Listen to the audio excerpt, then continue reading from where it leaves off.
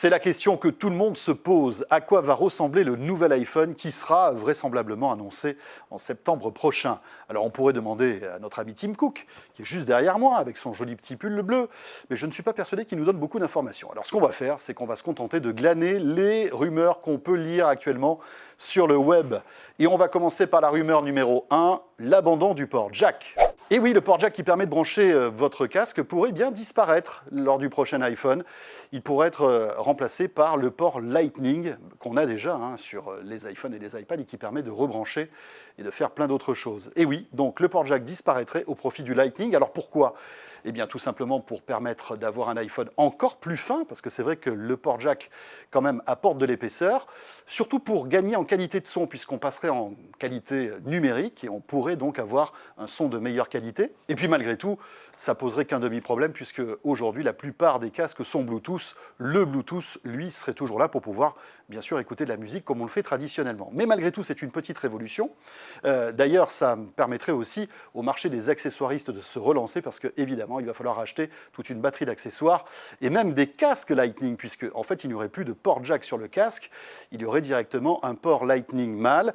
Il faut savoir que Philips et Sony ont d'ores et déjà sorti des casques donc avec ce port Lightning.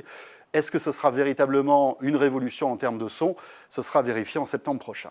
Deuxième rumeur, le double appareil photo. Et oui, c'est la mode en ce moment. Sur le Huawei P9 ou sur le LG G5, on a deux capteurs qui permettent d'améliorer la qualité des photos.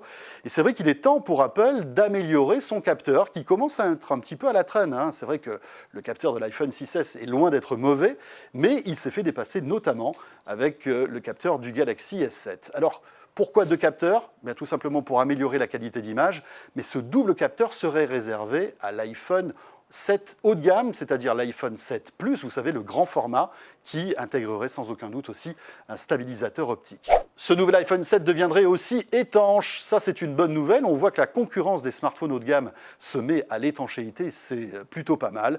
On pourrait donc imaginer que cet iPhone 7 soit étanche. C'était déjà un peu le cas avec l'iPhone 6S, qui pouvait résister de nombreuses minutes valeureusement sous l'eau.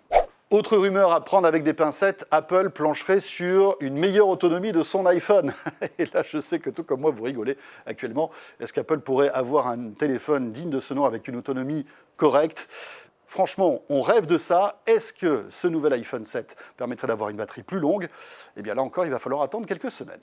Mais s'il ne fallait retenir qu'une seule rumeur concernant ce nouvel iPhone, eh bien c'est une rumeur assez profonde, puisque Apple sera en train de revoir carrément le rythme de sortie de ces nouveaux iPhones. Aujourd'hui, et depuis le 3G et le 3GS, il y a quelques années de cela, on a un nouvel iPhone tous les 2 ans. Et au milieu de tout ça, vous avez un iPhone on va dire S qui est amélioré. Ça a été toujours le cas depuis le 3G, avec le 4, le 5, le 6 et peut-être le 7. Eh bien, Apple pourrait revenir en fait sur ce rythme de sortie des iPhones et passerait de 2 ans pour avoir un nouvel iPhone à 3 ans. Ce qui fait que aussi pas mal de rumeurs aujourd'hui laissent planer un doute concernant ce nouvel iPhone 7 qui pourrait sortir.